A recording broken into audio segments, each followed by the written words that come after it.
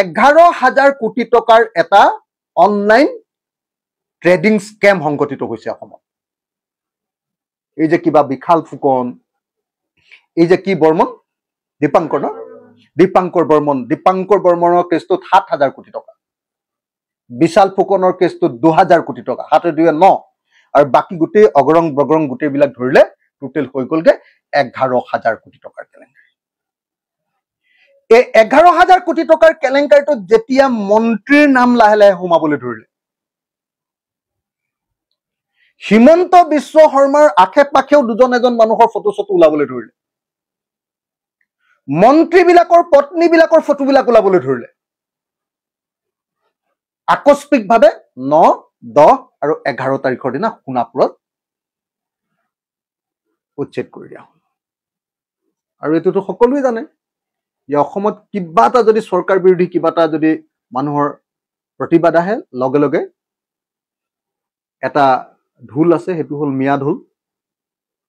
মিয়াটোৰ ওপৰত ডগৰা কোবাই দি দিলে হৈ গ'ল আৰু লগে লগে ইছ্যু ডাইভাৰ্ট। এইটোৱে হ'ল সোণাপুৰৰ উচ্ছেদৰ মূল কাহিনী। আমি সকলোৱে জানো যে সোণাপুৰৰ উচ্ছেদটো সোণাপুৰৰ ট্ৰাইবেল মানুহক মাটি ঘূৰাই দিবৰ কাৰণে কৰা নাই। কেলে কৰা নাই মই কৈ দিম বাৰু এটা এটাকে আপোনাক। কিমান মাটি আছে সোণাপুৰত সেইটোও কৈ দিম। মোৰ হাতত একদম সম্পূৰ্ণ তথ্য আছে। গোটেই বিষয়বিলাকত লৈ আমি জড়িত নিজে, আমি ইমান দিন আন্দোলন কৰি আহিছো।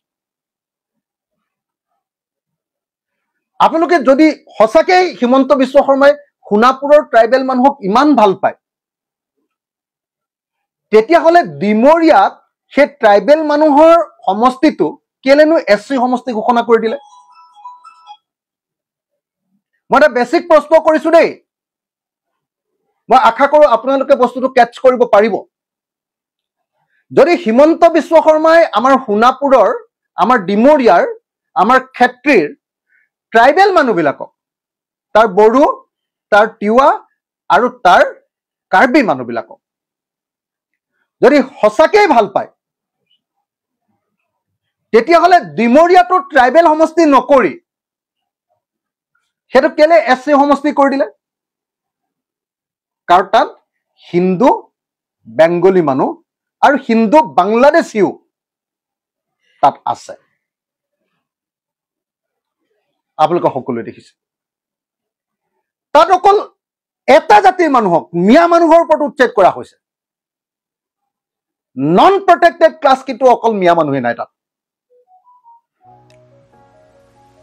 কেলে? 2026 চনৰ নিৰ্বাচনীৰ প্ৰস্তুতিৰ অংশৰূপে মিয়া নামৰ এই কাৰ্ডখন আকৌ খেলিবলৈ আৰম্ভ কৰা হৈছে। এই সময়ত বিজেপি চৰকাৰৰ একমাত্ৰ বস্তুটো হ'ল মুছলিম বিদ্বেষ বিয়পাই দিয়া। উজনি অসমত যেতিয়াই বিজেপি বিৰোধী ঢৌ আহি গ'ল,